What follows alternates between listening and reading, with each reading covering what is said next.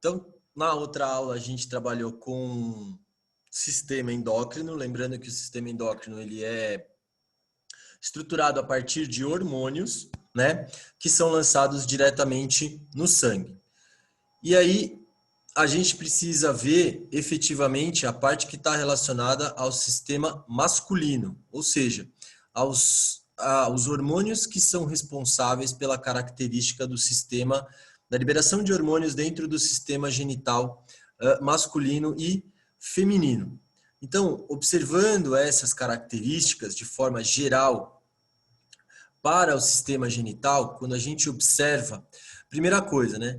Quais são os hormônios que são participantes desse processo, né? O primeiro hormônio é a testosterona, tá? Que tem característica muito específica para gerar as características sexuais primárias e secundárias. Nós temos um fator que é muito importante, que é o tipo de cariótipo. Para o que é isso? O tipo de cariótipo ele está ligado efetivamente ao genoma. Ou seja, o indivíduo, quando ele nasce, no sentido de gerido, não no parto, mas quando ele é gerido, ele é caracterizado pelos cromossomos XX para a mulher e XY para o homem. Então, essa é uma característica importante. E nós temos, no caso do sistema reprodutor masculino, 3 hormônios que atuam sobre o sistema genital masculino. O LH, que é o hormônio luteinizante, o FSH, que é o hormônio folículo estimulante, e a testosterona. A testosterona, ela tem 2 funções. A primeira é gerar as características sexuais primárias. O que é isso? O cromossomo Y, ele é ativado durante o processo embrionário a partir da 20ª semana, tá? E aí entra a parte mais fantástica. Todos nós, quando estamos até a 20ª semana, todos nós somos meninas. Não há diferenças de sexagem, ou seja, eu não consigo enxergar essa diferença entre homem e mulher, tá? E aí o cromossomo Y, através da característica genética, ele estimula o fechamento dos grandes lábios, tá? Que é parte da vulva feminina, a expansão do clitóris, ou seja, a origem do pênis está no clitóris, tá? Então, o que começa a acontecer? Começa a haver uma hiperplasia e uma hipertrofia da musculatura genital masculina, tá? E ocorre a diferenciação das gônadas através das gonadotrofinas, que vão dar origem ao testículo. E aí, quando o menino nasce, o testículo não está na bolsa escrotal, tá? Não está no saco. Onde ele está? Na região inguinal. O que é a região inguinal? É a pelvis. E ele fica na mesma posição, tá? Ele fica exatamente na mesma posição que o ovário feminino. Então, por característica, todos nós, inicialmente, no nosso desenvolvimento, nos desenvolvemos no formato feminino. Isso é uma estratégia evolutiva característica para manutenção da espécie. Quem dá essa diferença é o cromossomo Y. E aí o que acontece? A partir dos 7 anos de idade, os hormônios sexuais, eles são estimulados pelo cromossomo. Ocorre uma diferenciação molecular na característica da testosterona, que tem origem molecular na progesterona, ou seja, progesterona e testosterona são muito parecidas. Então, essa história, né? É muito louco isso, né? Acho que talvez por propriamente conhecer o processo, que a gente tem um sistema social extremamente machista, né? Então, inicialmente, todo mundo é fêmea. Então, essa é uma característica bastante importante. Outro detalhe que é fundamental está ligado ao que acontece dentro do testículo e dentro do ovário a partir da 20ª semana. A gônada masculina, ela começa a sofrer uma diferenciação e aí As células precursoras, elas começam a fazer meiose, que é um processo de divisão celular, onde nessa parte 22 pares de cromossomos são somáticos ou autossômicos, ou seja, normais, que vão dar características normais, e um par é sexual. Então, lembrando que nós temos heterocromossomo para homem e homocromossomo para mulher. Por que heterocromossomo? Heterocromossomo porque nós temos um cromossomo X totalmente diferente do cromossomo Y, por isso hétero.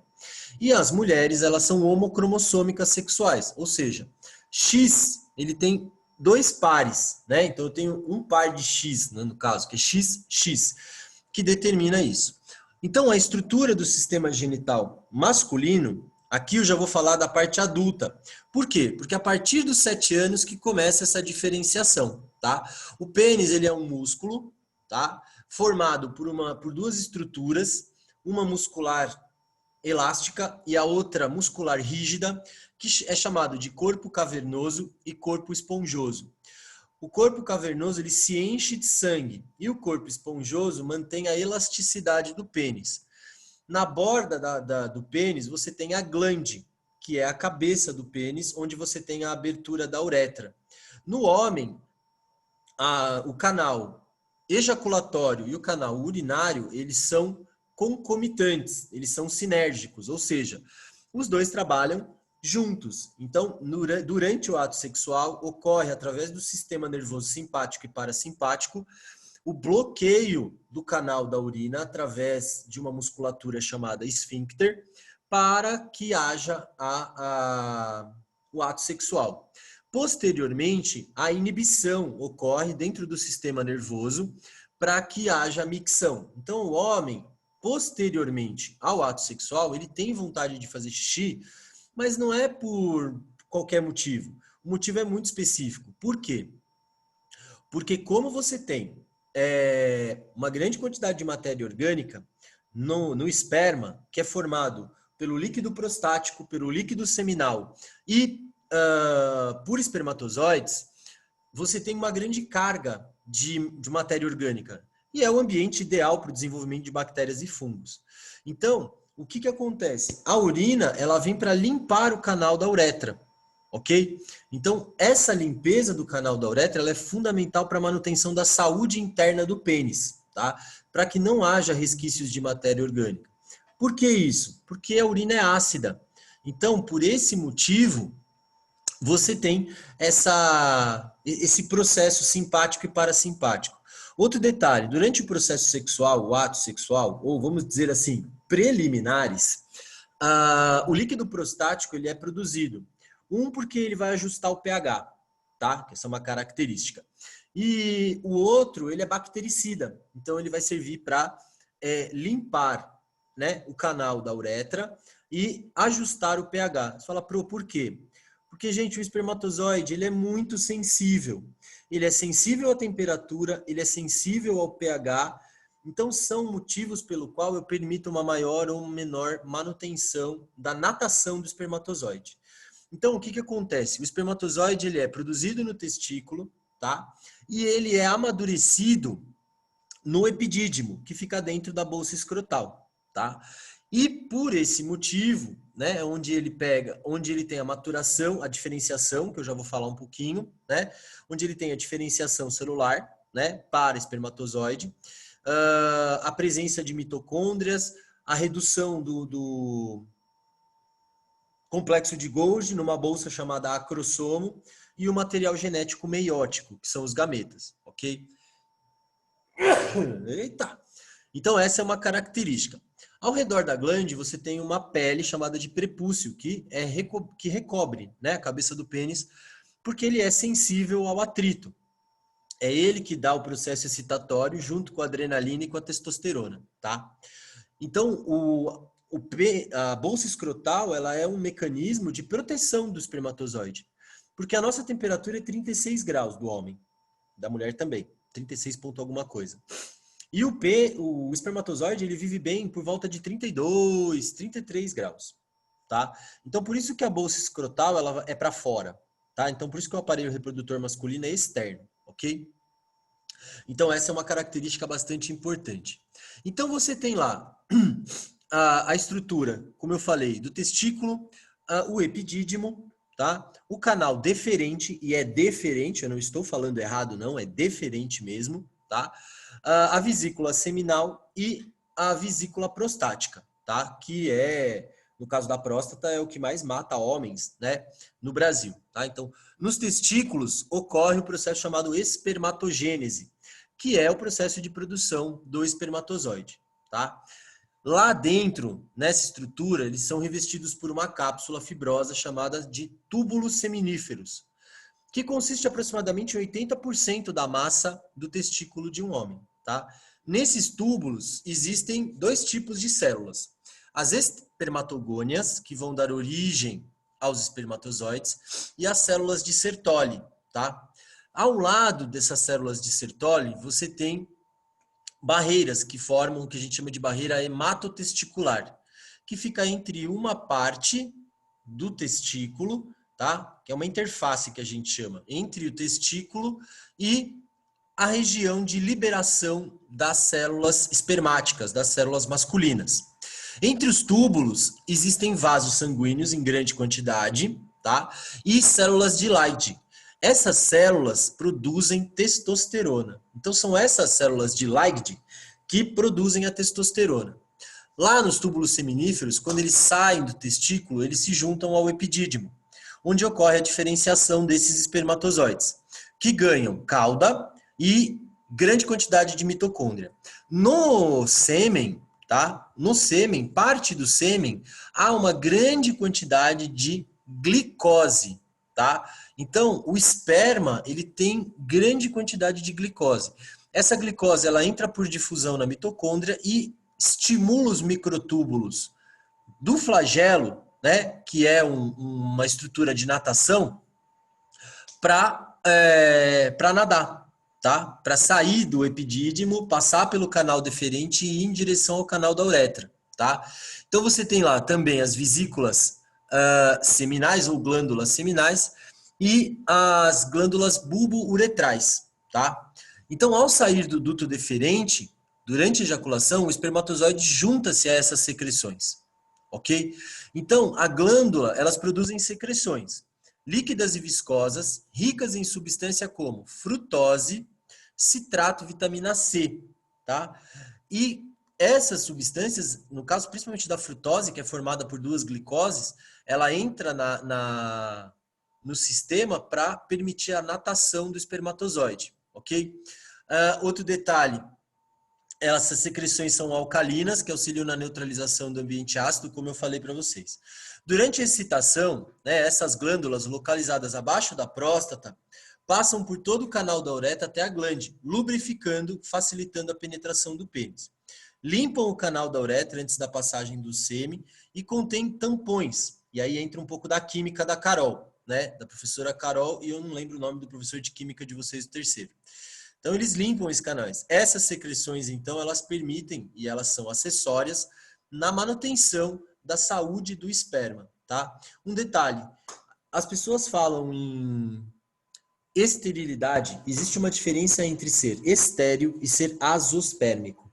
O cara que é estéril, ele produz um volume de espermatozoides ou espermatozoides com problemas de locomoção, que impedem uma maior chance de ter filho. Então, um cara estéril pode ter filho? Pode, velho. A chance é menor? Muito menor, mas ele pode ter. Agora, o cara azospérmico, esse não consegue ter filho não, porque ele não produz espermatozoides, ok? Entendendo um pouquinho da parte hormonal. A testosterona é o nosso hormônio sintetizado a partir do colesterol, com origem química e molecular da progesterona, tá? Ela é regulada pelo LH, então a produção da testosterona é regulada pelo LH, que é o hormônio luteinizante, produzido lá na hipófise, como eu mostrei na outra aula. Ele atua sobre as células de Leydig, tá? Que fazem a maturação dos espermatozoides e fica entre, né, os túbulos seminíferos, estimulando a produção de hormônios andrógenos, que são hormônios masculinos. O FSH, tá? Também produzido na adenohipófise, isso vale para o homem e para a mulher, ele estimula a produção do espermatozoide e a presença, a regulação do volume de testosterona, ok? Nesse processo, que está associado ao LH e ao FSH, ocorre o que a gente chama de espermatogênese, que é a produção do espermatozoide, tá? Ela se divide em 4 fases: multiplicação, crescimento, maturação e espermiogênese, que é a formação completa do espermatozoide. Então, no período de multiplicação, inicia-se a vida dentro do espermatozoide, né? Inicia-se a vida do espermatozoide. E onde ela se inicia? Ela é intrauterina, então ela começa na mãe, tá? É um processo lento até o início da puberdade a partir dos 13 anos de idade. Hoje um pouco menos, né? Agrupadas próximas à região das células de Sertoli. No crescimento, parte das espermatogônias cessa a mitose e aumenta o volume citoplasmático. Então ela vira uma célula maior, tá? E aí ela se diferencia em espermatócito primário, também denominado de espermatócito 1, ainda diploide, tá? Após essa primeira divisão, tá? Você tem o período de maturação, formando o que a gente chama de espermatócitos secundários. Então ocorre uma primeira meiose. A meiose é dividida em 2 etapas, meiose 1 e meiose 2. Então você vai ter igualzinho o processo. O espermatócito primário se divide em duas células diploides e depois ele sofre meiose, né, para formar 4 espermátides. Então o espermatócito primário se divide em 2 espermatócitos secundários. Esses já haploides, ou seja, com metade do número de cromossomos, tá? E aí o que acontece? Por resultarem de divisão meiótica, essas células são haploides e possuem cromossomos duplicados. Após a segunda divisão, dos espermatócitos 2, formam-se as espermátides, que irão se diferenciar no processo de diferenciação, formando assim, né, o que a gente chama de espermatozoides, tá? Então, para cada espermatócito primário, eu formo 4 espermatozoides maduros, tá? Então, essa é uma observação extremamente importante. Por quê? O período de diferenciação, ou espermiogênese, a célula ela perde boa parte do material citoplasmático, tá? Principalmente organelas, e o complexo de Golgi ele sofre uma diferenciação para formar uma bolsa. Essa bolsa é chamada de acrossomo. Nela existem enzimas capazes de perfurar a parede do óvulo, tá? Então, nesse processo, né, de diferenciação, elas se diferenciam em espermatozoides. Esse processo, então, é chamado de espermiogênese, ok? E aí, um homem normal produz por ejaculação, cerca de 900 milhões de espermatozoides. E o volume médio de um homem adulto por ejaculação excitatória, né, durante o ato sexual, é de aproximadamente 8 a 10 ml de esperma, tá? Então esse é mais ou menos o volume que o homem produz de espermatozoide, de sêmen, né? E aí, nesse sêmen é que os espermatozoides nascem, crescem e maduram, nadam até chegar ao óvulo. Tudo bem? Deu para entender esta primeira parte masculina? Ok?